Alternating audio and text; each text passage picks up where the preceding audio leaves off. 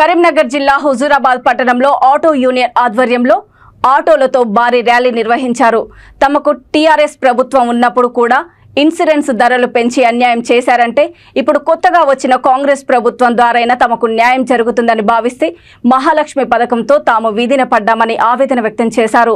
తాము మహిళల కోసం ప్రవేశపెట్టిన మహాలక్ష్మి పథకంకు వ్యతిరేకం కాదు, కానీ వీధిన పడ్డ తమకు జీవనోపాధి కల్పించాలని, తమ ఆటోలను కూడా ప్రభుత్వంలో విలీనం చేసుకొని తమకు ఉద్యోగం కల్పించాలని, లేకపోతే ప్రతి నెల 15,000 రూపాయల పెన్షన్ ఇవ్వాలని కోరుతూ స్థానిక ఆర్డీఓకు వినతి పత్రం అందజేశారు.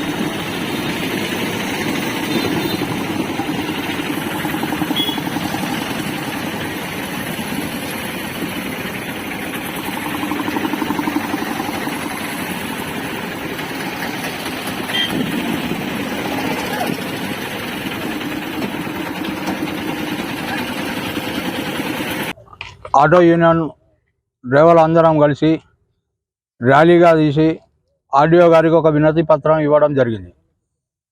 టీఆర్ఎస్ ప్రభుత్వం లోపల 9 సంవత్సరాలు పరిపాలించారు. మాకు వాళ్ళు చేసినలా ఒకటే, 450 రూపాయలు సంవత్సరానికి ట్యాక్స్ ఉంటుంది.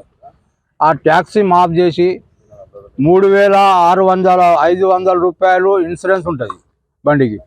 ఈ 3,000 ట్యాక్స్ మాఫ్ చేసి 3,500 ఉన్న ఇన్సూరెన్స్కు 9,500కు పెంచడం జరిగింది. ఈ 500 ఎక్కడ, ఈ 9,500 ఎక్కడ? అందులో మాకు మోసం జరిగింది. సరే, ఈ ప్రభుత్వం ఏదో 9 సంవత్సరాలు కాలయాపన చేసుకుంటా ఆటో కార్మికులకు ఎలాంటి వసతులు కల్పించలేదు.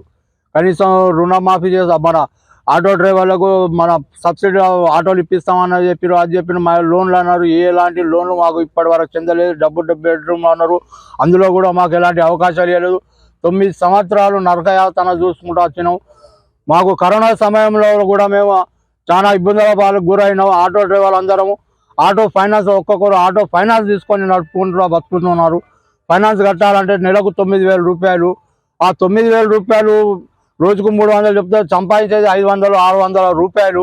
ఆ 500-600 వెళ్ళి 300 రూపాయలు ఫైనాన్స్ కట్టాలి. 200 రూపాయలు ఇంటి ఖర్చు పోతే 100 రూపాయలు కూడా మనకు మిగలడం లేదు. ఇప్పుడే కరోనా సమయంలో మాకు చాలా ఎదురు దెబ్బపడి ఇప్పుడిప్పుడే కోలుకునే సమయంలో సరే ఏదో మార్పు వస్తాయని చెప్పి కాంగ్రెస్ ప్రభుత్వం అంతా మాకే